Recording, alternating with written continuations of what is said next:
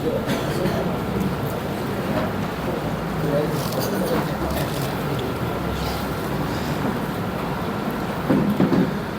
لله رب العالمين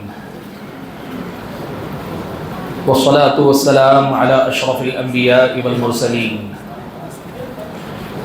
وعلى آله وأصحابه أجمعين ومن تبعهم بإحسان إلى يوم الدين. يا أيها الذين آمنوا اتقوا الله حق تقاته ولا تموتن إلا وأنتم مسلمون. يا أيها الناس اتقوا ربكم الذي خلقكم من نفس واحدة وخلق منها زوجها وبث منهما رجالا كثيرا ونساء واتقوا الله الذي تساءلون به والأرحام إن الله كان عليكم رقيبا. يا أيها الذين آمنوا اتقوا الله وقولوا قولا سديدا يصلح لكم أعمالكم ويغفر لكم ذنوبكم ومن يطع الله ورسوله فقد فاز فوزا عظيما. أما بعد فأعوذ بالله من الشيطان الرجيم. بسم الله الرحمن الرحيم. ثم قست قلوبكم من بعد ذلك فهي كالحجارة أو أشد قسوة وإن من الحجارة لما يتفجر منه الأنهار وإن منها لما يشقق فيخرج منه الماء وإن منها لما يهبط من خشية الله وما الله بغافل عما تعملون. معزز علماء کرام، ذمہ داران جماعت و جمعیت، بزرگوں، نوجوان بھائیوں اور پردہ نشین خواتین اسلام، رب ذوالجلال کا ہم سب پہ خصوصی فضل و کرم ہے کہ آج اس کے اپنے اس گھر میں نماز مغرب کے بعد مجھے اور آپ کو مل بیٹھنے اور دین کی کچھ باتیں سننے سنانے کا اس نے موقع عطا فرمایا ہے. دعا کیجیے اللہ تعالیٰ سے کہ اللہ تعالیٰ ہمیں نیک نیتی کے ساتھ گفتگو کرنے اور عمل کرنے کی توفیق عطا فرمائے اور ہماری اور آپ کی یہ مجلسیں ہمارے اور آپ کے علم و عمل دونوں میں اضافے کا باعث بنا دی جائیں. قبل اس کے کہ میں اپنے عنوان پہ گفتگو کروں، میں یہ مناسب سمجھتا ہوں کہ اس بات پر تنبیہ کر دوں کہ میں اپنے بارے میں سب سے پہلے کہتا ہوں، پھر اس کے بعد ویسے عام بات یہ کہتا ہوں کہ تعارف کو تعارف تک ہی رہنے دیں تو زیادہ اچھا لگتا ہے. جب آپ تعریف کرنے لگتے ہیں تو وہ آدمی کے لیے ایک آزمائش بن جاتی ہے. آپ میں سے کون ہے جو تعریف سن کر اسے اچھا نہیں لگتا یا اس کا نفس نہیں پھولتا ہے؟ یہ بتائیے. ہم سب کا معاملہ جب تعریف ہوتی ہے تو تعریف کیا کرتی ہے؟ آدمی کے نفس کو بڑا کر دیتی ہے. اور آج جس عنوان پہ ہم سننے کے لیے بیٹھے عنوان ہی ہے تزکیہ نفس. تو یہاں تو ہمیں اپنے نفس کو سدھارنے سنبھالنے کی باتیں کرنی چاہیے. منہ پہ آپ تعریف کریں گے تو آدمی کا نفس موٹا ہوتا چلا جائے گا اور یہ ہماری تربیت میں بہت بڑی کمزوری ہوگی. میں سمجھتا ہوں کہ آپ کے یہ نیک جذبات ہیں، آپ کی محبتیں ہیں اور آپ کی قدردانی ہے. میں اس کی بہت قدردانی ہے میرے پاس، لیکن میری گزارش یہ ہے کہ کسی کو سامنے بٹھا کر تعریفیں آپ کریں گے تو خود اس کے لیے اپنے آپ کو سنبھالنا، اتنے لوگوں کے سامنے اپنے نفس کو چھوٹا رکھنا بہت مشکل ہوتا ہے. تو میں اپنے لیے کہہ رہا ہوں کہ گزارش ہے، میں کہیں بھی رہتا ہوں، اپنے اگر بھائی مجھے پتہ ہوتا ہے کہ کوئی تعارف کروا رہا ہے میں پہلے ہی منع کر دیتا ہوں. آج پتہ نہیں تھا کہ یہ ہونے والا ہے ورنہ میں پہلے ہی بتا دیتا. بہرحال آپ کی محبتیں اپنی جگہ پر، لیکن ہمارے نفس کا بھی آپ تھوڑا خیال رکھ لیجئے تاکہ ہم آئے ہیں آپ کو کچھ اچھی باتیں سنا کر آپ کا فائدہ کرنے کے لیے. پتہ چلا کہ آپ کا تو فائدہ ہو گیا، نفس ہمارا موٹا ہوا، نقصان ہمارا ہو گیا. یہ نہیں ہونا چاہیے. مجھے امید ہے انشاءاللہ آپ ان باتوں کا خیال رکھیں. اللہ ہم اور آپ کو عاجزی اور اخلاص کی دولت سے مالا مال رکھے اور اللہ تعالیٰ کبھی ہمیں اپنے نفس کے دھوکے میں مبتلا ہونے نہ دے. آمین. حاضرین گرامی قدر، صحیح مسلم کی ایک روایت ہے، حضرت ابو ہریرہ رضی اللہ تعالیٰ عنہ راوی ہیں، فرماتے ہیں کہ نبی علیہ الصلوۃ والسلام نے ارشاد فرمایا کہ يدخل الجنة اقوام قلوبهم مثل افئدة الطير. اللہ کے نبی نے فرمایا کہ جنت میں کچھ ایسے لوگ داخل ہوں گے جن کے دل پرندوں کے دل جیسے ہوں گے. اتنی ہی حدیث ہے۔ اس حدیث میں اللہ کے نبی صلی اللہ علیہ وسلم نے بہت بڑی ایک اہم تعلیم ہمارے اور آپ کے لیے اپنے پیچھے چھوڑی۔ حدیث کا مطلب بہت واضح ہے کہ کچھ لوگ جنت میں، بہت سارے لوگ جائیں گے، الگ الگ نیکیاں خاص طور پر ان کے جنت میں جانے کا سبب بنیں گی۔ توحید سب سے پہلے، اور توحید کے بعد مختلف نیکیوں کی وجہ سے لوگ جنت میں جائیں گے، جیسے نبی علیہ الصلوۃ والسلام نے خود الگ الگ حدیثوں میں بیان فرمایا۔ اس حدیث میں اللہ کے نبی نے یہ کہا کہ کچھ لوگ اس وجہ سے جنت میں جائیں گے کہ ان کے دل پرندوں کے دل جیسے ہوں گے۔ اب سوال یہ ہے کہ پرندوں کے دل جیسے والے کا مطلب کیا ہے؟ وہ کون لوگ ہیں جن کے دل پرندوں کے دل جیسے ہیں؟ حدیث کی شرح کرنے والے اہل علم میں سے ایک جماعت نے کہا کہ اس سے مراد وہ لوگ ہیں جن کے دل توکل کی دولت سے مالا مال رہیں، جن کے سینوں میں اللہ تعالیٰ پہ مکمل بھروسہ رہے۔ وہ جو اللہ تبارک و تعالیٰ پر کامل بھروسہ کرنے والے، پورا یقین رکھنے والے، اللہ تبارک و تعالیٰ پر ان کا ایمان کبھی نہ ڈگمگاتا ہو، اپنے سارے معاملات میں اللہ تعالیٰ ہی پر اعتماد اور بھروسہ کر کے چلنے والے، ایسے لوگ مراد ہیں۔ اور یہ کہنے والے علماء نے پیارے نبی صلی اللہ علیہ وسلم ہی کی ایک اور حدیث کی روشنی میں یہ معنی بیان کیا، اور وہ حدیث ہے اللہ کے نبی نے ارشاد فرمایا، کہا لو انکم تتوکلون علی اللہ حق توکلہ لرزقتم کما ترزق الطیر تغدو خماصا وتروح بطانا۔ تم اگر اللہ پر جیسا بھروسہ کرنا ہے ویسے بھروسہ کرنے لگو تو تمہیں بھی ویسے ہی رزق دیا جائے گا جیسے پرندوں کو رزق دیا جاتا ہے۔ یہ پرندے صبح سویرے اپنے گھونسلوں سے اڑ کے جاتے ہیں تو خالی پیٹ ہوتے ہیں، لیکن شام میں جب لوٹتے ہیں تو سارے پرندوں کا پیٹ بھرا ہوا ہوتا ہے۔ یعنی ان کے اندر توکل کی یہ صفت ہے کہ سبب جو دنیا کا ہے وہ اختیار کرتے ہیں کہ صبح سویرے اپنا گھونسلہ چھوڑ دیتے ہیں، لیکن خود پرندوں کو ٹھیک سے پتہ نہیں ہوتا کہ آج ہمارا دانہ کہاں ہے، ہمارا پانی کہاں ہے، لیکن اللہ پہ بھروسہ کر کے جب نکل جاتے ہیں کوئی پرندہ شام میں خالی پیٹ واپس نہیں لوٹتا۔ تو اللہ کے نبی نے یہ کہا کہ اگر تم بھی کسی بھی میدان میں جو اس کا سبب ہے، بیمار ہے علاج کرنے کے لیے دوا استعمال کرو، روزی روٹی کمانا ہے کاروبار کرو، نوکری کرو، اسباب جو ہے وہ ان کو اختیار کرو، جس میدان میں آگے بڑھنا چاہتے ہو اس کے جو اسباب دنیا میں اللہ نے رکھے ان کو اپناؤ، اور اپنانے کے بعد، اپنانے سے پہلے اور اپناتے ہوئے بھی اگر اللہ پر مکمل توکل اور بھروسہ رکھو گے، اللہ تعالیٰ جیسے خالی پیٹ پرندوں کا پیٹ بھر کے واپس لوٹاتا ہے، توکل کی یہ برکت ہوگی کہ اللہ تعالیٰ تمہیں بھی مالا مال کر کے لوٹائے گا، اللہ تمہیں ناکام نہیں کرے گا۔ قال علم نے کہ اس حدیث کا ایک مطلب یہ ہے کہ یہ لوگ اللہ پہ توکل کرنے والے لوگ ہیں جن کی یہ فضیلت ہے کہ اسی توکل کے بدلے میں اللہ تعالیٰ ان کو جنت میں داخل کر دے گا۔ لیکن وہیں اہل علم کی ایک دوسری جماعت نے اس حدیث کی تفسیر کرتے ہوئے کہ پرندوں جیسے دل والے کا مطلب کہا، اس کا مطلب ایک اور ہے۔ وہ کیا ہے؟ کہا اس کا مطلب یہ ہے کہ یہ لوگ بڑے نرم دل لوگ ہوں گے، ان کے دل بڑے نرم ہوں گے، بڑے ہی نرم دل لوگ ہوں گے۔ یہ کیوں؟ کہاں سے یہ معنی سمجھ میں آیا؟ کہا اللہ کی یہ جو مخلوقات ہیں اس میں آپ انسانوں کو دیکھتے ہیں، پتھروں کو دیکھتے ہیں، جمادات، نباتات اور چرند پرند یہ سب دیکھتے ہیں، ان میں پرندے سب سے نازک مخلوق میں شمار ہوتے ہیں۔ یہ پرندے اپنے حجم میں بھی چھوٹے ہوتے ہیں اور اس کے ساتھ ساتھ وہ اپنے مزاج میں بھی بڑے نازک ہوا کرتے ہیں۔ اللہ کے نبی نے یہ کہا ہے کہ یہ لوگ جو جنت میں جائیں گے، ان کے جنت میں جانے کا سبب ان کی اپنی نرم دلی بنے گی۔ یہ حدیث کا دوسرا مطلب ہے جو اہل علم نے بیان کیا، اور آج میں اسی معنی کو، اسی مفہوم کو سامنے رکھ کر کچھ بڑی اہم باتیں آپ کے سامنے رکھنا چاہتا ہوں، جو باتیں میری اور آپ کی زندگی سے جڑی ہوئی، ہمارے اور آپ کے گھر کا معاملہ ہے۔ بھائیوں دیکھو، ایک بڑی اہم بات یاد رکھو، اس حدیث میں یہ جو دوسرا مفہوم اہل علم نے بیان کیا ہے، اس سے یہ بات صاف ہو جاتی ہے کہ جنت میں جانے والے سخت دل لوگ نہیں ہوں گے، سنگ دل لوگ نہیں ہوں گے، پتھر دل لوگ نہیں ہوں گے۔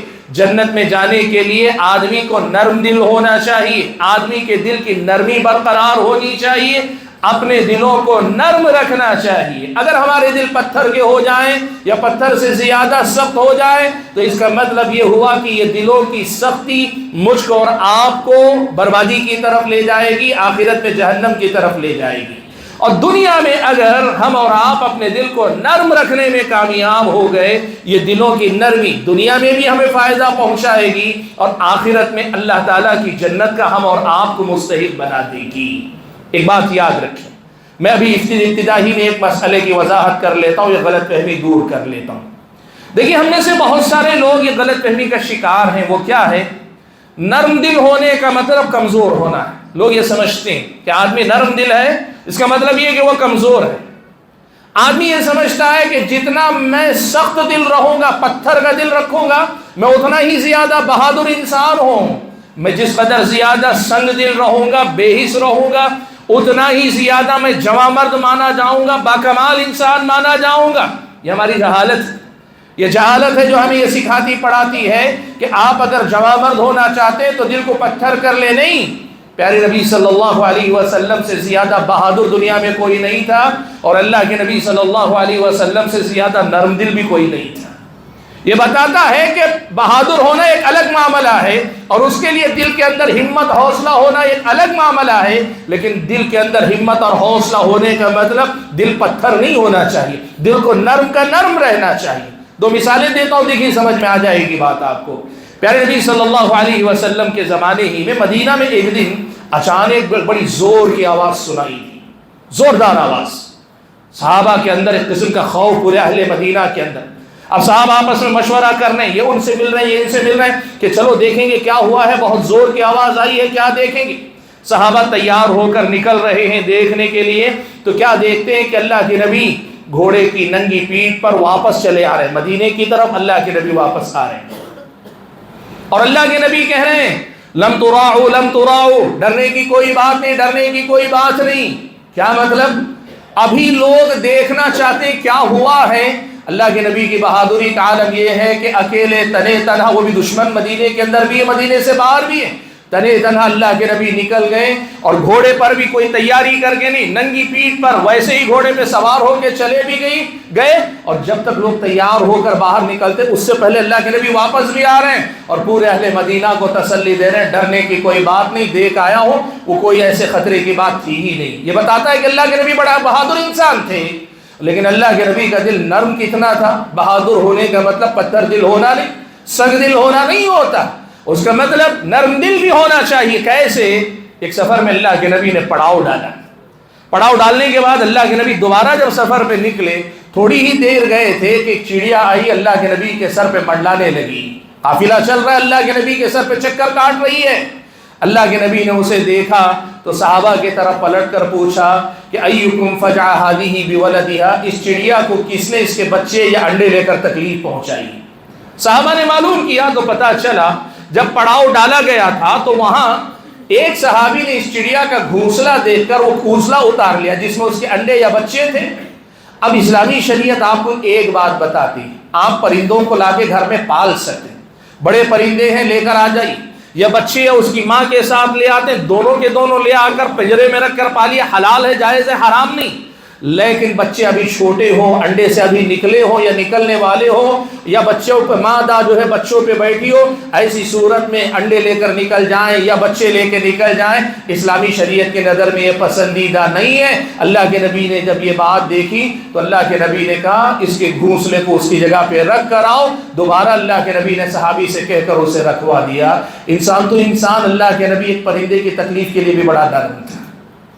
آپ یہ بات پہلے ہی یہ غلط فہمی دور کر لیجئے۔ ہم ایسی جہالت کی دنیا میں جیتے ہیں جہاں لوگ یہ سمجھتے ہیں کہ بھئی اس دنیا کے اندر زوراور بن کر جینا ہے، اور زوراور بن کر جینے کے لیے پتھر دل ہونا چاہیے۔ آدمی نرم دل رہا بزدل ہو جائے گا، کمزور ہو جائے گا، زمانے کے سامنے کمزور پڑ جائے گا۔ یہ ہماری دنیا ہمیں سکھاتی ہے، اسلامی شریعت بتاتی ہے نہیں۔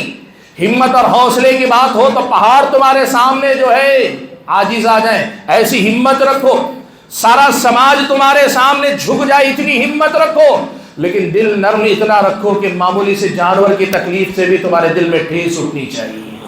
اسلامی شریعت نے دلوں کی نرمی کو اس قدر زیادہ اہمیت دی ہے۔ بھائیوں، میں جو بات آج آپ کے سامنے کہنا چاہ رہا ہوں، تزکیہ نفس، نفس کی پاکی، نفس کے تزکیے کے حوالے سے بڑی ہی اہم ایک بنیادی بات آپ کو بتانا چاہتا ہوں کہ اپنے دل کی حالت پہ نظر رکھیے کہ اس دل کو جب تک آپ اس کی نرمی برقرار رکھیں گے، اس دل کے اندر بڑا خیر ہے۔ जिस दिन ये दिल पत्थर का होने लगेगा, सख्त होने लगेगा, आप यूं समझ जाइए कि आपके अपने दिल की बर्बादी का सफर शुरू हो रहा है। और दिल की बर्बादी आपकी मेरी बर्बादी। आपको मालूम है प्यारे नबी सल्लल्लाहु अलैहि वसल्लम ने क्या फरमाया? अल्लाह के नबी ने हजरत नुअमान इब्न बशीर रज़ियल्लाहु तआला अन्हु की रिवायत में इरशाद फरमाया, कहा अला व इन्न फिल जसदि मुद्गा। लोगों सुनो, दिल के अंदर ये गोश्त का, दो लोगों सुनो कि जिस्म के अंदर ये गोश्त का टुकड़ा है। इदा सलहत सलहल जसदु कुल्लु, अगर ये अंदर का टुकड़ा ठीक रहता है सारा जिस्म ठीक रहता है। व इदा फसदत फसदल जसदु कुल्लु, और अगर ये अंदर का लौथड़ा खराब हो जाए, अंदर गोश्त का टुकड़ा ये बिगड़ जाए, सारा जिस्म बिगड़ जाएगा। अला वही अलक़ल्ब, लोगों सुन लो, वो इंसान का अपना दिल है। भाइयों आप इस तरतीब को देखिए, दिल सख्त होगा, अपना काम नहीं करेगा, दिल जो है खराब होगा। दिल की खराबी इंसान के अपने जिस्म की खराबी तक आएगी, यानी इंसान के अमाल बिगड़ जाएंगे। दिल का बिगाड़ अमाल के बिगाड़ की शक्ल में जाहिर होगा, और जब अमाल का बिगाड़ हमारे अंदर आएगा, दुनिया भी बर्बाद होगी, आखिरत भी तबाह बर्बाद हो जाएगी। इसीलिए जिंदगी में हमेशा एक बात याद रखिए, हमें जिन बातों पे तवज्जो देनी चाहिए ना, उनमें से एक बड़ा ही अहम मैदान है मेरा और आपका नफ्स, मेरा और आपका ये अंदरून, मेरे और आपके ये अंदर की दुनिया, मेरा और आपका ज़मीर, मेरा और आपका ये दिल किस हालत में है, इस पे क्या गुजर रही है, इसकी तरफ से चौकन्ना रहना चाहिए। सुभान अल्लाह, ये मशीनी दुनिया है, ये हंगामों की दुनिया, ये दोस्तों की दुनिया, ये ताल्लुकात की दुनिया, यहाँ हम चलते फिरते उठते बैठते एक दूसरे के साथ इस कदर ज्यादा घुल मिल जाते हैं कि बाहर की सारी दुनिया जानते हैं। हम ये तक जानते हैं कि अमेरिका में आग लगी, कब से लगी, कितना नुकसान हुआ, क्या हुआ, सब जानते हैं। हम ये भी जानते हैं शहर की सियासत में क्या हुआ, क्या हो रहा है, कौन किसकी टांग खींच रहा है, सब हम जानते हैं। न्यूज़ में कौन किसने किस पे क्या कह दिया ये भी जानते हैं। खेल की दुनिया में कौन आगे बढ़ गया, कौन पीछे हट गया, वो भी जानते हैं। और हद माफ़ करो, और ख़ास तौर पे मेरी माओ बहनों, बस्ती में किसकी खराबियां हैं, क्या खराबियां, इसके घर में क्या चल रहा है, उसके घर में क्या चल रहा है, सारी दुनिया की खबर है। लेकिन वो जो शायर ने कहा ना, सबकी है खबर तुझको, अपनी खबर कुछ भी नहीं। हम बाहर की दुनिया से वाकिफ हैं, अपने अंदर से हम वाकिफ नहीं। याद रखना अल्लाह के बंदो, ये अंदर की दुनिया सुधरेगी ना, ये अंदर की जो दुनिया ये सुधरेगी तो हमारे बाहर की दुनिया सुधरेगी। और जब हम बाहर की दुनिया में अंदर के सुधार के बाद सुधरेंगे तो फिर हमारा मुआशरा सुधरेगा। और जब हम अंदर बाहर से सुधर के पूरे समाज को सुधार ले जाएंगे, फिर दुनिया में ऐसी ताकतवर कौम बनेंगे कि कोई हमें झुका नहीं पाएगा। आज हम ये जो सारी मेहनतें करते हैं ना, कोई आता है इधर से आके कोई बोल के चला जाता, उधर से आता है कोई किसी की जान लेके चला जाता है, वो आता है किसी पे कोई कानून बना के निकल जाता है, कोई आता है किसी की इज्जत आबरू पे हाथ डाल के चला जाता है। जो तमाशा जो बने हुए हैं ना, उसके लिए हम क्या कर रहे हैं, बहुत कुछ करना चाहते हैं। सियासी सतह पे करना चाहते हैं, सोशल यानी समाजी सतह पे हम करना चाहते हैं, तालीम के मैदान बहुत कुछ करना चाहते हैं। कीजिए, सब करने के काम है, गलत नहीं, लेकिन उन सबसे बड़ा काम यह है कि अपने अंदर से शुरुआत कीजिए, अपने अंदर से शुरुआत कीजिए। जब तक हम अंदर से नहीं बदलेंगे, हमारा बाहर का मामला नहीं सुधरेगा। इदा सलहत सलहल जसदु कुल्लु, जब अंदरून सुधरता है तो बाहर का मामला, बैरूनी दुनिया भी सुधरती है। और जब फर्द सुधरता है, समाज सुधरता है, और जब समाज सुधरता है तो फिर हम वो ताकत बनते हैं जो सबको झुकाती है, किसी और के सामने झुकने वाली नहीं हुआ करती। ये वो कमजोरी है जिसकी तरफ हमारी और आपकी नजर बहुत कम है। मैं आपको बताना चाहूंगा, कितने तज्जिए आपने देखे, मुसलमान मिसाल के तौर पर ब्यूरोक्रेसी में नहीं है, मुसलमान पॉलिटिक्स में नहीं, मुसलमान एजुकेशन में नहीं, मुसलमान वहाँ नहीं, यहाँ नहीं। सच है, सब सारी गलत नहीं है बातें, वो बातें सही है अपनी जगह पे, लेकिन अल्लाह के बंदो वो सब हो भी जाएंगे, हम अंदर से नहीं बदलेंगे तो क्या बाहर की दुनिया बदल जाएगी? मान लो हमने वो सब कमी पूरी कर ली है, जितनी मैंने इशारे किए ना सारी पूरी कर ली, अंदर से हम नहीं बदल सके अपने दिल को, तो हमारा दिल नहीं बदलेगा तो क्या हमारा जाहिर बदलेगा? और जाहिर नहीं बदलेगा तो फिर बाहर की दुनिया में क्या तब्दीली हम ला पाएंगे? आप देखो, प्यारे नबी सल्लल्लाहु अलैहि वसल्लम ने सहाबा की जो तरबियत फरमाई ना, तादाद के एतबार से भी कम थे, दुनियावी तरक्की के एतबार से भी कम थे, हर एतबार से दुनिया उनको पिछड़ा हुआ, गिरा हुआ, निचला, हत्ता के ईरान और रोम के दरबारों में जब जिक्र आता तो लोग कहते जाहिल गवार किस्म के लोग हैं, ये तो आपस में लड़ने से इनको फुर्सत नहीं। ان کا تذکرہ آتا تو حقارت کے ساتھ کرتے تھے. ایسے تھے زمانے جاہلیت میں. لیکن اللہ کے نبی نے جو تربیت کی نا، سب سے پہلے عقیدہ توحید کے ذریعے، پھر اللہ تعالیٰ کے دین کے ذریعے ان کے اندر کو اتنا روشن کر دیا کہ وہ اندر کی روشنی پھر باہر نکل کر آئی. ساری دنیا کے اندھیروں کو مٹانے والے صحابہ بن گئے اللہ کے بندوں. بھائیوں، اسی لیے اس بنیادی مسئلے کو یاد رکھیں. یہ جو میرے اور آپ کے اندر کا ضمیر ہے، میرے اور آپ کا دل ہے، میرے اور آپ کے اندر سینوں میں دھڑکنے والا یہ جو گوشت کا ٹکڑا لوتھڑا ہے نا، یہ بہت اہم ہے. اس کی طرف توجہ. زندگی میں ہم بہت کچھ ٹھیک کرنا چاہتے ہیں، سب سے پہلے اسے سدھارنے کی کوشش کرو. اور اگر یہ دل اپنی نرمی گنوا بیٹھے، سختی اس کے اندر پیدا ہو، یہ سختی رفتہ رفتہ بڑھتی جائے گی. پھر ایک وقت وہ بھی آئے گا کہ یہ دل اس قدر زیادہ سخت ہو جائے گا کہ پھر اس کی حیثیت مردے کی ہوگی. جب مردہ ہو جائے گا، آدمی کا دل مر جائے گا، تو جسم زندہ ہو کر بھی آدمی زندہ لاش بنا رہے گا. اصل چیز ہے یہ اندر کی زندگی، یہ دل کی دنیا، یہ اندر کی کیفیت، جسے ہم اور آپ کو سدھارنے سنوارنے کی ضرورت ہے. اللہ کے بندو، وقت اجازت نہیں دیتا کہ میں بہت لمبی گفتگو کروں، اس لیے کہ آپ یقین کریں یہ جو دل کی دنیا ہے یہ مستقل ایک دنیا ہے، ایک مستقل ایک دنیا ہے. اگر آپ اس پہ سننا، بولنا اور پڑھنا لکھنا شروع کریں گے نا، پتا چلے گا ارے ہم نے تو ابھی دنیا کا ایک بہت بڑا حصہ دیکھا ہی نہیں. میں ساری باتیں نہیں کہہ سکتا، لیکن کچھ بنیادی باتیں جو آج اس مجلس میں آپ کے سامنے ہو سکتی ہیں صرف رکھنے کی کوشش کرتا ہوں. چلیے ہم دیکھتے ہیں وہ کیا باتیں ہیں، وہ کیا باتیں ہیں جو مجھ کو اور آپ کو بتائے گی کہ میرا اور آپ کا دل نرم ہے کہ سخت ہے. یہ تو ہم نے سمجھ لیا، بات دنیا کی بھلائی کی ہو یا بات آخرت کی بھلائی کی ہو، دل نرم ہے خیر کی علامت، دل سخت ہے یہ بربادی کی علامت. یہ دنیا اور آخرت دونوں اعتبار سے ہماری سمجھ میں آ رہی ہے موٹی موٹی بات. تو پھر ہم یہ دیکھتے ہیں وہ کیا علامتیں، وہ کیا راستہ ہے جس کے ذریعے ہم پہچان پائیں گے کہ میرا اور آپ کا دل نرم ہے کہ سخت ہے. ہمارے اور آپ کے دلوں کو ان کی نرمی حاصل ہے یا پھر یہ پتھر کے ہو گئے اس سے زیادہ آگے نکل چکے ہیں. کیوں؟ اس لیے کہ جب ہمیں پتہ چلے گا ہمارے دل نرم ہیں الحمدللہ، تو پھر ہم اس کی حفاظت کریں گے، دلوں کی نرمی کی حفاظت کریں گے. اور اگر اللہ نہ کرے ہمیں پتہ چلے کہ ہمارے دل پتھر کے ہو گئے ہیں، تو پھر ہم کیا کریں گے؟ ان دلوں کو نرم کرنے کی کوشش کریں گے، ان دلوں کی سختی کا خاتمہ کرنے کی کوشش کریں گے. میں 3 سبب آپ کے سامنے ذکر کرتا ہوں، 3 علامتیں ذکر کرتا ہوں جن کی روشنی میں ہم اپنے دلوں کی کیفیت کو پہچان پائیں گے کہ میرا اور آپ کا دل نرم ہے کہ سخت ہے. میں کہوں آپ کو ایسے ہی اگر آپ سے پوچھوں تو یا تو ہم اور آپ اپنے نفس کے بارے میں دھوکے میں مبتلا ہو تو کہیں گے نہیں میرا دل بڑا نرم ہے. اور اگر ہم اپنے نفس کے بارے میں بہت زیادہ جذباتی ہو جائے سب کہیں گے کہ ہمارا دل سخت ہے. نہیں، ایسے تجزیے نہیں چاہیے. قرآن و سنت میں جو علامتیں رکھی گئی ہیں نا، ان علامتوں پہ رکھ کر اپنے دل کو پرکھ کر دیکھو. سونا ہاتھ میں لے کر آپ کہتے ہیں یہ کھرا ہے یہ کھوٹا ہے تو نہیں چلتا. کسوٹی پہ گھس کو آپ کے کسوٹی پہ گھس کر بتانا پڑے گا کہ کتنے کیرٹ کا ہے. بالکل ویسی کتاب و سنت نے جو معیار ہم اور آپ کو دیے، کتاب و سنت نے ہم اور آپ کو دلوں کی نرمی اور سختی کا جو ایک اسٹینڈرڈ دیا ہے، اس کی روشنی میں ہمیں اپنے دلوں کا جائزہ لینا چاہیے. اور ایسی ہی 3 بڑی باتیں آپ کے سامنے ذکر کرتا ہوں جن کی روشنی میں ہم اور آپ اپنے دلوں کے سلسلے میں ایک رائے قائم کر سکتے ہیں.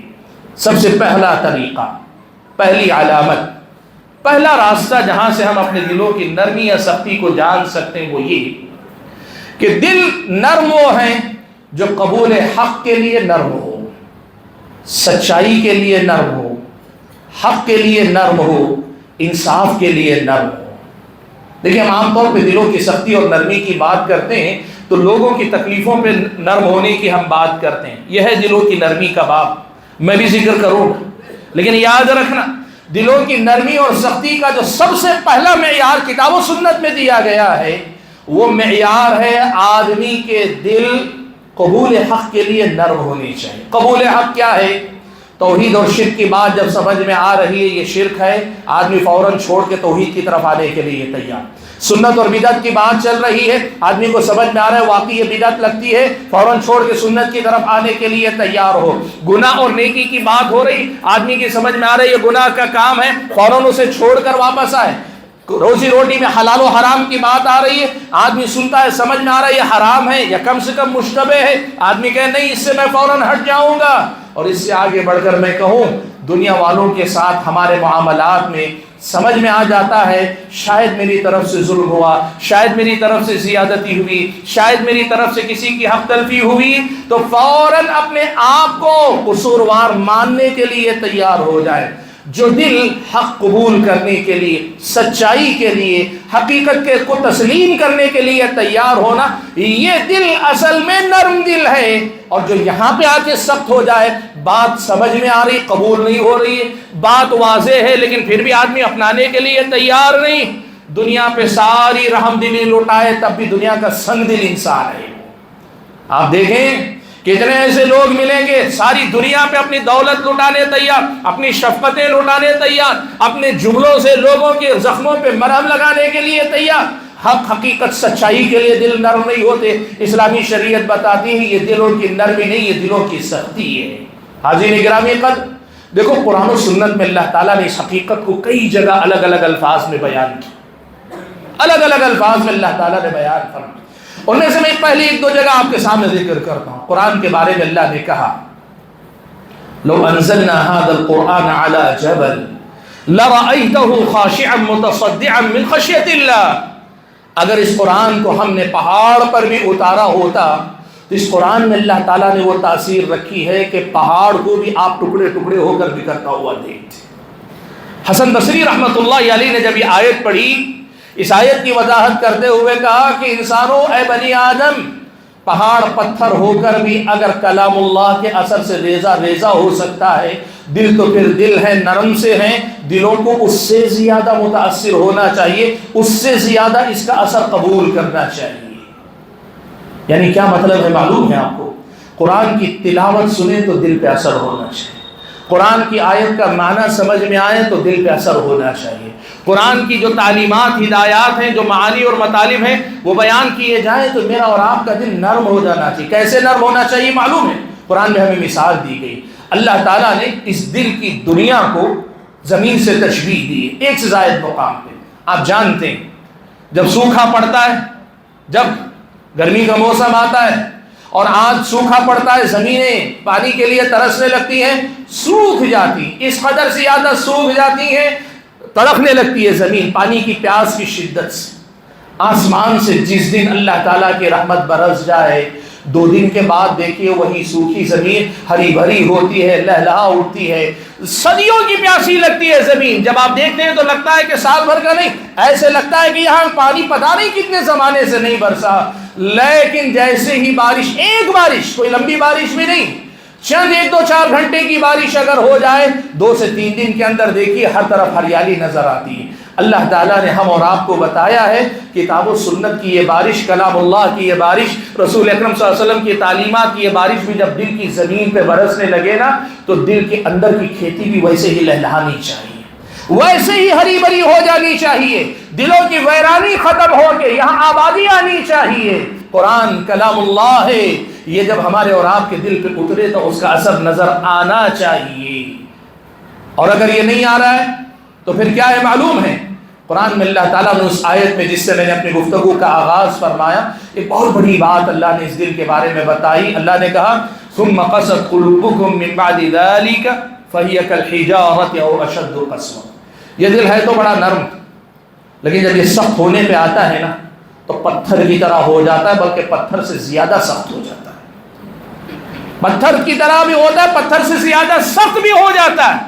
اور پھر اللہ نے وہ مثالیں دے کر بنائی، پتھر کتنا ہی سخت کیوں نہ ہو، انہی پتھروں کو توڑ کر پانی نکل آتا ہے، انہی پتھروں کو توڑ کر نہریں نکل آتی ہیں، اور انہی پتھروں میں سے بعض پتھر اللہ کے ڈر سے اونچائی سے لڑک کے نیچے آ جاتے ہیں۔ پتھر پتھر ہو کر بھی تڑپ سکتے ہیں، لیکن یہ دل جب سخت ہوتے ہیں تو پتھروں سے زیادہ سخت ہوتے ہیں، کوئی اثر قبول نہیں کرتے۔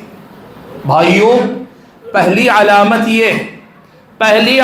یہ ہے اپنے دل کی سلامتی، اپنے نفس کے بارے میں جاننے کی پہلی علامت یہ ہے کہ دیکھو کہ قبول حق کے لیے، سچائی کو تسلیم کرنے کے لیے، اور سچائی سے دین کے معاملات میں نہیں، دنیا میں لوگوں کے ساتھ معاملے میں بھی۔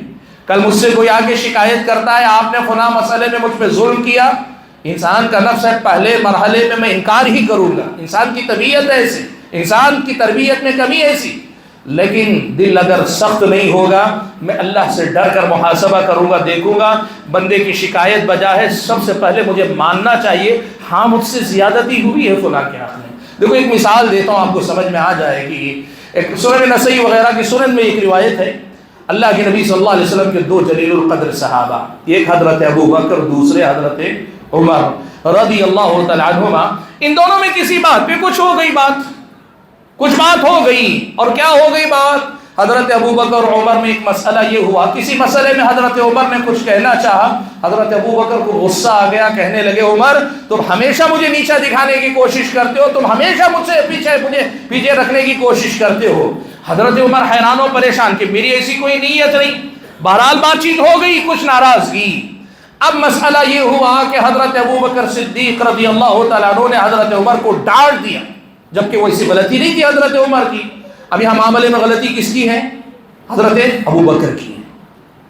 تھوڑی ہی دیر گزری تھی، حضرت عمر تو خاموش ہو گئے، حضرت ابو بکر رضی اللہ تعالیٰ عنہ کو احساس ہوا میری طرف سے زیادتی ہوئی۔ کسی نے آ کے نہیں کہا، کسی نے آ کے حضرت ابو بکر سے نہیں کہا۔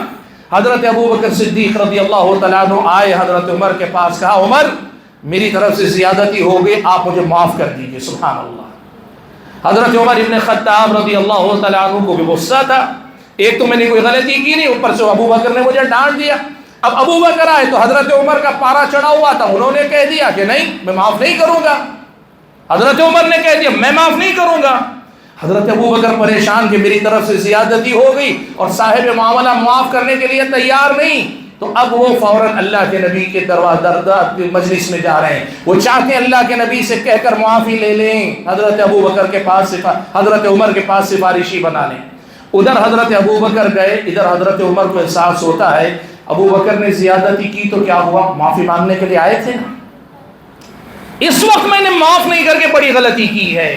اب عمر حضرت ابو بکر کی تلاش میں نکل رہے ہیں، سبحان اللہ۔ حضرت عمر حضرت ابو بکر کی تلاش میں نکل رہے ہیں، گئے حضرت ابو بکر کے گھر، حضرت ابو بکر صدیق رضی اللہ تعالیٰ عنہ کے بارے میں پوچھا، کہا نہیں ہے گھر پہ، کہاں ہو سکتا ہے مسجد میں ہوں گے، گئے حضرت عمر مسجد کی طرف۔ اب اس سے پہلے ادھر اللہ کے نبی کی مجلس کا منظر دیکھیے، حضرت ابو بکر جب پہلے آئے دور سے ہی اللہ کے نبی نے صحابہ کی مجلس میں کہا ایسا لگتا ہے کہ ابو بکر کوئی جھگڑا کر کے آ رہے، جس انداز میں وہ آ رہے تھے۔ جیسے ہی آئے ابو بکر نے شکایت کی کہ زیادتی مجھ سے ہوئی، عمر سے معافی مانگی تو معاف کرنے کے لیے تیار نہیں۔ حضرت اللہ کے ابو بکر کی بات سن کر اللہ کے نبی نے پہلے ان کو تسلی دی، غفر اللہ لک یا ابا بکر، غفر اللہ لک یا ابا بکر، غفر اللہ لک یا ابا بکر، اے ابو بکر اللہ تمہیں معاف کر دے، اللہ تمہیں معاف کر دے۔ حضرت ابو بکر صدیق کے سب سے پہلے یہی نہ مسئلہ تھا کہ عمر معاف نہیں کر رہے، میں دعا کرتا ہوں اللہ تمہیں معاف کر دے، تسلی ہو گئی۔ حضرت ابو بکر بیٹھ گئے، اب ادھر حضرت عمر آ رہے ہیں اور آ کر اللہ کے نبی کی مجلس میں آ کر وہ مسئلہ رکھنا چاہتے ہیں، لیکن اللہ کے نبی چاہتے تھے کہ حضرت ابو بکر کے مقام و مرتبے کی حفاظت ہو۔ اللہ کے نبی نے حضرت عمر پر غصہ کیا، هل انتم تارکو لی صاحبی، حضرت عمر سے کہا ٹھیک ہے عمر ابو بکر سے غلطی ہوئی بھی، لیکن جب وہ معافی مانگنے آئے تو کیا تم میری خاطر ابو بکر کو معاف نہیں کر سکتے تھے؟ بھائیوں یہ واقعہ جو ہے اس میں بڑے سبق ہے، لیکن جو سبق میں آپ کو بتانا چاہتا ہوں، سچائی کو قبول کرنے کا یہ جذبہ آپ کے دل میں ہے، آپ کا دل زندہ ہے، آپ کا دل نرم ہے۔ ابو بکر اپنی غلطی خود آگے بڑھ کے مان رہے ہیں اور ابو عمر اپنی غلطی خود آگے بڑھ کے مان رہے ہیں، اور سوچو اگر میرا اور آپ کا دل ایسا ہو جائے سچائیوں کو قبول کرنے میں، کیا ہمارے درمیان کوئی جھگڑا باقی بھی رہے گا؟ سبحان اللہ۔ بھائیوں یہ ہے سب سے پہلی علامت، دل کی نرمی کی سب سے پہلی علامت یہ کہ حق حقیقت سچائی کو قبول کرنے کے لیے نرم ہونا چاہیے۔ اڑ جانے والے، اکڑ جانے والے یہ ایسے لوگ ہیں جن کو سمجھنا چاہیے کہیں ایسا تو نہیں یہ دلوں کی سختی میری دنیا اور آخرت کی بربادی کا سبب بن جائے۔ یہ پہلی علامت ہے کہ میرا اور آپ کا دل نرم ہے۔ دوسری علامت جس سے ہم اور آپ اپنے دلوں کی نرمی کو پہچان پائیں وہ علامت یہ ہے کہ ہمارا دل سارے انسانوں کے لیے، اپنوں کے لیے، پرایوں کے لیے، سب کے لیے دل نرم ہونا چاہیے۔ انسانوں کے لیے، جانوروں کے لیے نرم ہونا چاہیے، ان کی تکلیف میں ہمیں احساس ہونا چاہیے، ان کی پریشانی میں ہمیں بھی تڑپنا چاہیے، ان کی اپنی پریشانی میں ان کا ہمدرد بن کر کھڑا ہونا چاہیے. دنیا کو پتہ نہ چلے آپ کسی بیوہ، کسی یتیم یا پھر کسی مسکین، کسی فقیر، کسی بیمار کے ساتھ ہمدردی کر رہے ہیں. دکھاوا مت کرو، سچے دل کے ساتھ ان کے درد میں شریک ہونے والے بنو. ہمارا اور آپ کا دل دنیا والوں کے لیے نرم کتنا ہے. میں آپ کو ایک مثال دے کر بتاؤں گا. آج ہم جیسی زندگی جیتے ہیں وہ کیا ہے معلوم ہے؟ معلوم ہے آپ کو فلسطین میں مسلمانوں پہ یہودیوں نے ظلم کیا، بہت مارا ظالموں نے. تکلیف ہوتی ہے نا مسلمان کے اس حساب سب کو ہو رہی ہے نا. کوئی ایک بھی ہے جو کہے مجھے تکلیف نہیں ہوتی؟ نہیں، ممکن ہی نہیں. ہندوستان کے اندر بھی آپ نے دیکھا ماب لنچنگ میں پکڑ کے ظالموں نے بے گناہوں کو مارا. واقعہ سنتے ہیں تو دل پہ آریاں چلتی ہیں، تکلیف ہوتی ہے. یہ تکلیف محسوس کرنا بتاتا ہے کہ آپ کے دل کے اندر تڑپ ہے. لیکن ایک سوال میں آپ سے پوچھوں، غیر مسلم اگر کسی مسلمان کو مارے، کاٹے، توڑے تو ہمارے دل اگر تڑپتے ہیں تو ایک سوال یہ بھی کرنا چاہیے، میری اپنی گلی میں، میرے اپنے محلے میں، میرے اپنے خاندان قبیلے میں ایک مسلمان دوسرے مسلمان پہ ظلم کرتا ہے، کیا وہاں بھی میرا اور آپ کا دل اتنا ہی دکھتا ہے، اتنی ہی تکلیف محسوس کرتا ہے؟ دل اگر نرم ہوں گے تو وہاں یہاں دونوں جگہ دکھیں گے. دل اگر نرم ہوں گے یہاں وہاں دونوں جگہ دھکیں گے. اور اگر دل سخت ہوں گے یہاں کے ظلم کو دیکھ کر بھی اندھے بن جائیں گے. اور وہاں جو دل کو تکلیف ہوگی نا، وہ دلوں کی نرمی نہیں، وہ قومی عصبیت ہے. وہ قومی عصبیت ہے. تکلیف اس کی نہیں کہ کسی پہ ظلم ہو رہا ہے، تکلیف اس کی ہے کہ غیر نے ہمارے لوگوں پہ ظلم کر دیا. اللہ کے بندو سمجھو، دلوں کی نرمی کا مطلب سمجھو. یہ جو مشرق و مغرب میں ظلم و زیادتی کی داستانیں، اس پہ ممبر و محراب سے ہم علماء، آپ سوشل میڈیا پر یا مجلسوں میں گھرے میں بیٹھ کر آپ اگر لمبی لمبی باتیں کریں لیکن ہمارے ذریعے ہمارے لوگوں کو تکلیف پہنچے، میں بتاؤں برا مت مانیے گا. سچ تو یہ ہے کہ بہت سارے معاملات میں دوسرے کی تکلیف کو محسوس کرنا تو دور کی بات، ہم لوگوں کو تکلیف دینے والے ہیں. ہماری گفتگو سے تکلیف، ہمارے معاملات سے تکلیف ہے.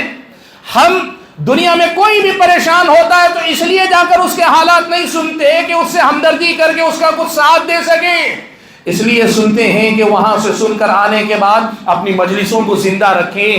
بستی میں کس کا کیا ہوا، کس کا کس کے ساتھ کیا چل رہا ہے، فلاں کا یہ معاملہ، وہ معاملہ. یہ دلوں کی نرمی، یہ دلوں کی صفائی ہے، یہ دلوں کی پاکیزگی ہے.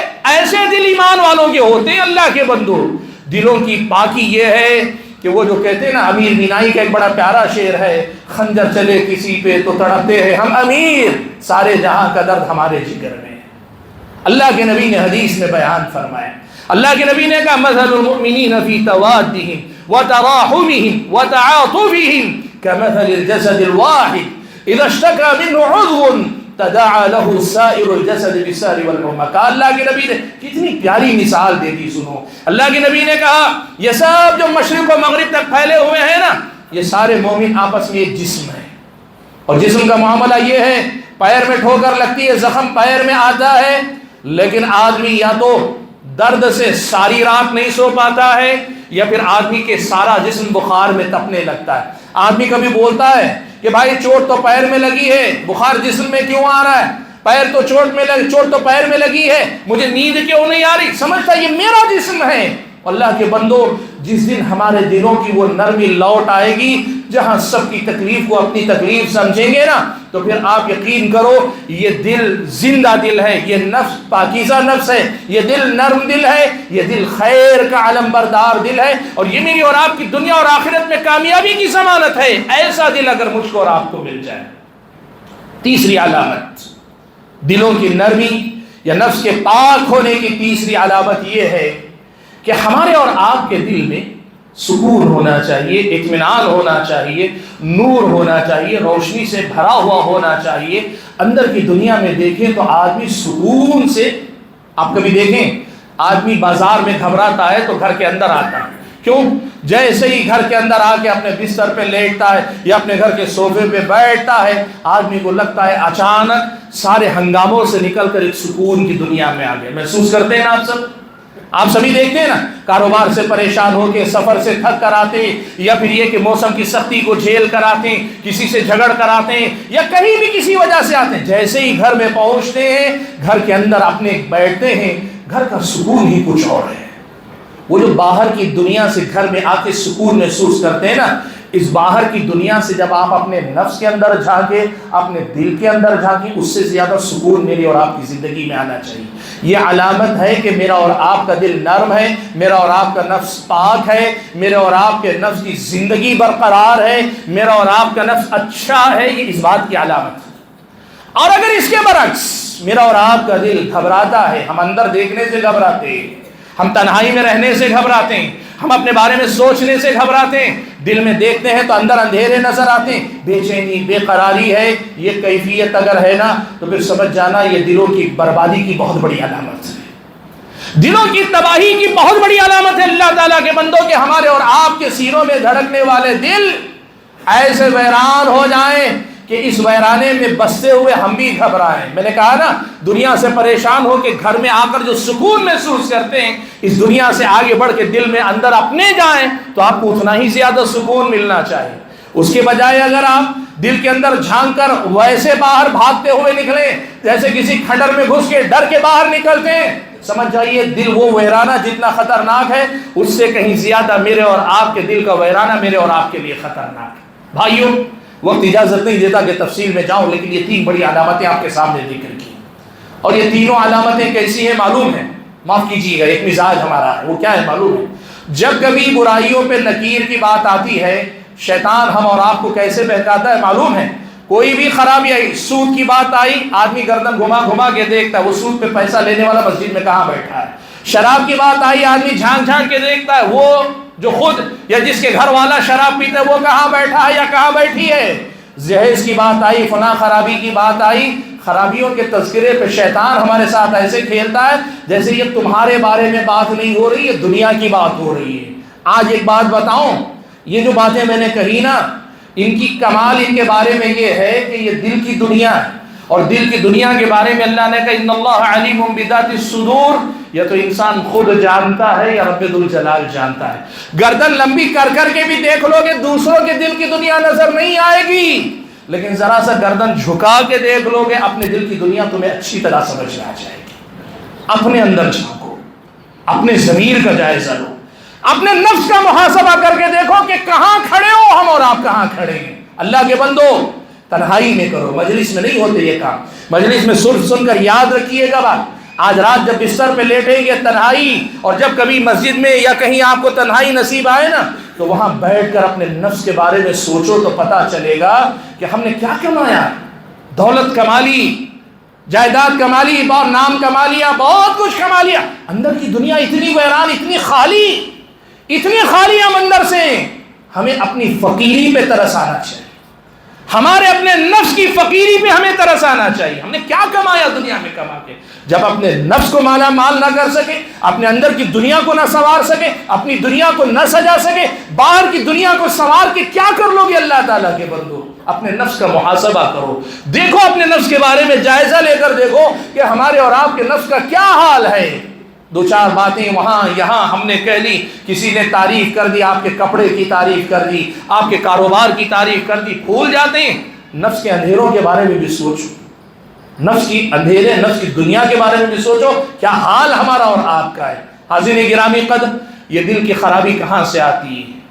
یہ تو ہم نے کہا نا دل کی علامتیں ہیں کہ دل سخت ہے کہ نرم ہے، پہچاننے کی یہ 3 علامتیں، اور ان علامتوں سے ہم اپنے بارے ہی میں، کسی اور کی ضرورت نہیں۔ قاضی بھی میں ہی ہوں، مجرم بھی میں ہی ہوں، الزام لگانے والا بھی میں ہی ہوں، سب کچھ میں ہی ہوں۔ اور انصاف سے اگر کام لیں گے نا، ہم سے زیادہ اپنے بارے میں صحیح فیصلہ کوئی نہیں دے سکتا۔ میری خرابیاں مجھ سے زیادہ کون جانتا ہے؟ میرے رب کے بعد میری خرابیاں مجھ سے زیادہ کون جانتا ہے؟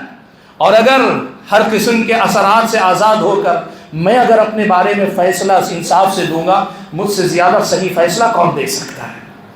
اس لیے اپنے نفس کے حق میں قاضی بن کر محاسبہ کرو، اور اگلی 3-4 باتیں یہ بھی سن لو کہ یہ دل کی ویرانی کہاں سے آتی ہے، خرابی کہاں سے آتی ہے، دل کی سختی کہاں سے آتی ہے، دل مردہ کہاں سے ہوتا ہے، میرا اور آپ کے دل میں بگاڑ کہاں سے آتا ہے۔ میں 2-3 بڑے اہم سبب ذکر کر کے اپنی بات کو سمیٹنا چاہوں گا۔ بھائیو، سب سے پہلی بنیاد یاد رکھنا، اللہ تبارک و تعالیٰ نے اس دل کی ایک غذا رکھی ہے۔ آپ نے اگر اپنے جسم کو، پیٹ کو اگر نہیں بھرا، پانی نہیں پلایا، کھانا اگر نہیں کھلایا اپنے پیٹ کو، تو آپ کا جسم تڑپتا ہے، ترستا ہے، بھوک آپ کے دل میں آپ ایٹھن پیدا کر دی، آپ محسوس کرتے ہیں۔ میں ایک بات آپ کو بتانا چاہوں گا، بالکل ایسے ہی آپ کی اپنی روح کی بھی ایک غذا اللہ تعالیٰ نے رکھی ہے، اور اس روح کی غذا جب نہیں ملتی تو روح بھی تڑپتی ہے، مگر افسوس اس کا ہے پیٹ کی بھوک کو پہچاننے والے تو سب ہیں، پیاس کو پہچاننے والے سب ہیں، لیکن روح کی ضرورت کو پہچاننے والے، اس کی تڑپ، اس کی بھوک کو محسوس کرنے والے بہت کم ہیں۔ وجہ کیا ہے؟ جہالت ہے، لا علمی ہے، یہ ہماری تربیت پوری نہیں ہو پائی ہے۔ ہم جس قسم کے ماحول سے نکل کر آئے وہاں ہمیں یہ شاید بتایا ہی نہ گیا ہو کہ روح کی بھی ایک غذا ہوتی ہے، اور روح کی غذا کیا ہے معلوم ہے؟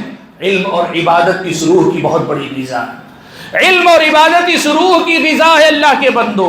اگر میرا اور آپ کا دل اندرون کی دنیا آباد رہنی ہے، سیدھے سیدھے پیرامیٹر ایک ہی ہے، وہ کیا ہے؟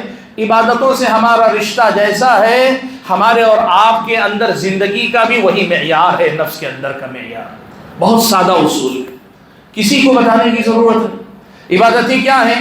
نماز بھی عبادت ہے، روزہ بھی عبادت ہے، زکوٰۃ مالی عبادت ہے، حج مالی اور بدنی عبادت ہے، قرآن کی تلاوت عبادت ہے، اللہ کا ذکر عبادت ہے، استغفار عبادت ہے، بہت ساری یہ جو عبادتیں وہ سارے کام جو بندہ اور اپنے رب کے درمیان معاملہ رکھتا ہے، اللہ سے ڈرنا، اللہ سے محبت کرنا، اللہ تعالیٰ سے امیدیں وابستہ رکھنا، دل کو ہمیشہ اللہ کی طرف مائل رکھنا، اللہ سے جوڑے رکھنا، تعلق باللہ، یہ ساری وہ باتیں جسے ہم عبادت کہتے ہیں، یہ روح کی غذا اللہ کے بندو۔ یہ جب روح کو نہیں ملتی نا تو پھر سب سے پہلے تو یہ تڑپتی ہے، اور جو پہچان کر یہ غذا دے دے الحمدللہ، لیکن میں نے کہا نا ایسے بہت کم لوگ ہیں، تو پھر کیا ہونے لگتی ہے؟ یہ روح پھر مرجھانے لگتی، یہ سکڑنے لگتی۔ پودے کو جب پانی نہیں ملتا تو پودا سکڑنے لگتا ہے نا، ایسے ہی روح مرجھانے لگتی ہے، اور پھر دل کمزور ہونے لگتا ہے، دل کمزور ہونے لگتا ہے، دل پھر مردہ ہونے لگتا ہے۔ اللہ تعالیٰ کے بندو، عبادتوں کو اللہ کا حق سمجھ کر ہم ادا کرتے ہیں، لیکن یاد رکھنا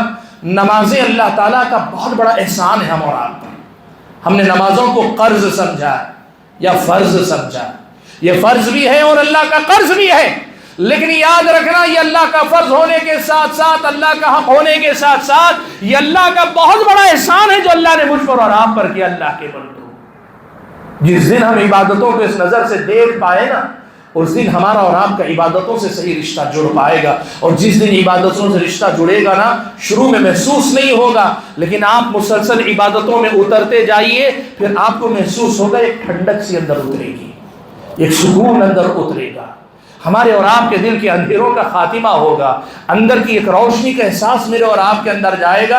اللہ کے بندو، کہاں کہاں کون سے مزے میں پڑے ہو، کبھی اس دل کی دنیا کے مزے بھی دیکھنے کی کوشش کرو۔ اللہ نے ایسی دنیا رکھی ہے کہ یہ دنیا اپنی ساری رنگینیوں کے باوجود وہ مزہ نہیں دے سکتی جو آپ کے اندرون میں آپ کو مل سکتا ہے۔ شرط یہ ہے کہ ہم اور آپ واقعی معنوں میں اللہ تعالیٰ سے عبادت کا وہ رشتہ قائم کرنے کی کوشش کریں۔ آپ یقین کیجیے یہ عبادتیں اللہ کی بہت بڑی دولت ہے، اور یہ میرے اور آپ کے دل کی غذا ہے۔ اب یہاں طے کر لیجئے، جیسا رشتہ دل کا، جیسا رشتہ عبادتوں سے ہے، ویسا رشتہ ان عبادتوں کا، ویسا اثر میرے اور آپ کے دل پہ ہے۔ اب عبادتیں جتنی اچھی ہیں دل کی دنیا اتنی اچھی ہے، عبادتوں میں خلل جتنا ہے دل کی دنیا اتنی ہی زیادہ ویران ہے۔ یہ پہلی ایک علامت یا پہلا سبب ہے جہاں سے ہم اور آپ کو سمجھنا چاہیے۔ دوسرا سبب، بھائیو دیکھو، اسلامی شریعت ہم اور آپ کو بتاتی ہے کہ گناہ نہیں کرنا چاہیے۔ اللہ نے ایمان والوں کی صفت بیان کرتے ہوئے کہا الذین یجتنبون کبائر الاثم والفواحش الا اللبن، کہ ایمان والے وہ ہوتے ہیں جو بڑے بڑے گناہ اور بے حیائی کے کاموں سے بچتے ہیں، سوائے کا دکا جو کبھی چھوٹا موٹا کبھی گناہ ہو جائے۔ اصل یہ کہ ایمان والا گناہ نہیں کرتا، لیکن اللہ نہ کرے اگر گناہ ہو جائے تو ایمان والے کے ایمان کی بہت بڑی علامت یہ ہے ثم یتوبون من قریب، وہ فوری توبہ کرتے ہیں۔ یاد رکھیے گا، اگر گناہ ہو، گناہ کے فوری بعد اگر ہم اور آپ توبہ نہیں کریں گے نا، یہ میرے اور آپ کے دل کی بربادی کا دوسرا بڑا سبب ہے، دل کی ویرانی کا دوسرا بڑا سبب ہے، نفس کی خرابی کا دوسرا بڑا سبب ہے، میری اور آپ کی دنیا اور آخرت میں بربادی کا بہت بڑا سبب ہے۔ سبحان اللہ، اللہ کے نبی نے ایک حدیث میں کتنے پیارے انداز میں یہ حقیقت سمجھا دی، آپ دیکھیے۔ اللہ کے نبی نے فرمایا بندہ جب گناہ کرتا ہے تو دل پہ ایک دھبا لگایا جاتا ہے، سیاہ دھبا، کالا دھبا لگایا جاتا ہے۔ اب بندہ توبہ کرتا ہے وہ دھبا مٹا دیا جاتا ہے اگر توبہ قبول ہو جائے، لیکن اگر بندہ گناہ کرے اور توبہ نہ کرے وہ دھبا باقی رہتا ہے۔ دوسرا گناہ کرتا ہے دوسرا دھبا لگتا ہے، توبہ کرے معاف کر دیا جاتا ہے اور توبہ نہ کرے گناہ باقی رہتا ہے، دھبا باقی رہتا ہے۔ اللہ کے نبی نے کہا جب بندہ گناہ کرے اور توبہ نہ کرے تو دھبا لگتا ہے، پھر دھبا لگتا ہے، دھبے پہ دھبا لگتا ہے، پھر ایک اور دھبا، یہاں تک کہ دل پورا کا پورا کالا پڑ جاتا ہے۔